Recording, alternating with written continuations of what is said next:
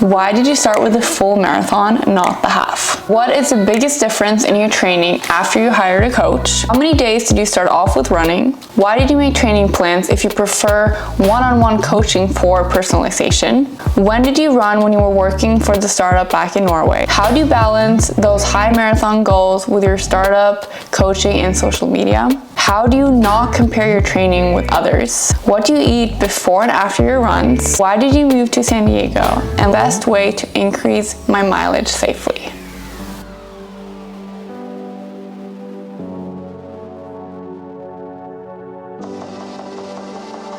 Hi, I'm Caroline. I used to sail competitively for 12 years before I signed up for my first marathon and very unexpectedly won it running a 3:05. If you want to learn more about this, check out this video. Then I ran my second marathon running a 2:46:44 marathon in Florence, and after that I suffered from 6 bone stress injuries, and it's been quite the journey. Now I'm back working smarter, not harder, and I really just want to share everything that I've learned within these 5 years of running marathons with all of you guys. I do one-on-one coaching, and I also have 3 marathon training plans depending on your level, and link to all of this below. So I went from 0 running to running marathons in a very short amount of time, and I want this channel to be me just sharing everything that I've learned as a completely new runner so that you can run your fastest marathon. So full disclaimer, I'm not a pro runner. I'm someone who went from 0 running to running marathons, and I want you to look at me as someone who is just made all the mistakes and is here to share to you guys so that you hopefully can avoid some of the mistakes I made. So if you like my content, please subscribe and hit that notification bell so that you don't miss any future videos. Let's get into it. So why did you start with a full marathon, not a half? And would you recommend starting with a half? I'm new to running and want a goal, but I'm intimidated by even a half marathon, and I'm impressed that you went straight to the full. So this is a really good question. It's very strange to me how I didn't think about running the half marathon before the full. I think it's very typical of my mindset of wanting to do what's the most challenging and throwing myself at those most challenging things like the full marathon. Not because I knew that I was going to do great. I think persevering through challenges does give you that confidence that you can manage hard things, and that's why I embrace challenging things. However, I think having that challenge be right for where you're currently at. So for example, if you're new to even a race, then signing up for a race is going to be that challenge that you need. And you don't need to go straight to the marathon, because that can throw you off and not want to do a race ever again, which we don't want. So for my coaching clients, I definitely recommend starting off with a 5K if you're new to a race. If you have been running for quite some time and you're comfortable with running a longer distance, then I would recommend challenging yourself with a 10K or a half marathon. But even for me back then, if I would have done it over again, I would have started with a half marathon. So what is the biggest difference in your training after you hired a coach?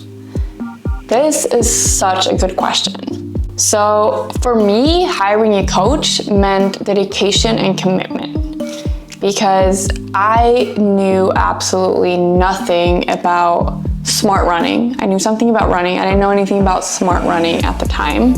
And I was very motivated to learn everything there was through books and through people. But I think having that comfort in having a coach who just knew it all and set it up for me was just very reassuring for me. Biggest difference, I'd say, is the structure. So before I had a coach, I was doing so many random workouts, and I had this mindset that more is better. If you want to hear more about this, take a look at my other videos where I talk about my story. So I was doing like HIIT, I was doing bike session, like intervals. I thought like harder workouts gonna get me quicker in shape. And not only did I get like a structure where it was hard 20% of the time. So I started following the 80-20 method. So 80% of my workouts were easy and 20% were harder. But I also had very specific times how much I'm running, and that increased as the weeks went on. And then I learned how to do the workout. So I learned what strides were. I learned how to do a track workout at threshold pace. I didn't have a Garmin before. I was just using an Apple Watch. Not that that's necessarily a problem, but when I started training on heart rate, having that heart rate strap and having that Garmin that gave me the workouts, I learned that. Learned how to better pace myself. I learned what that effort felt like.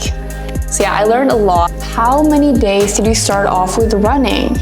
I had my hamstrings injury, and after that, I started with 5 minutes of running every 3 days. So I was very conservative as I was building up after that injury.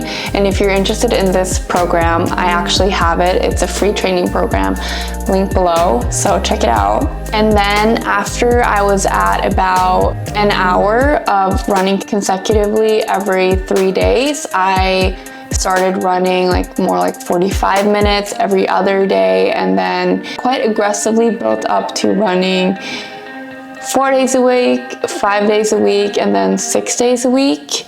I'd say I definitely jumped from 3 to 4 days to 6 days way too fast, and that is part of the reason why I suffered from so many injuries after that 246 marathons. So now with my clients, I always ask them how many days of running have they been running consistently for years, and then we go from there. So if I was recommending myself now, with the knowledge I have now, I'd say stay at 3 days for 3 to 4 months and really stabilize and absorb that training before adding in more days, because it really does take time for your body to adjust to that mileage. And if you're always pushing, you are going to get injured most likely, and that just sucks.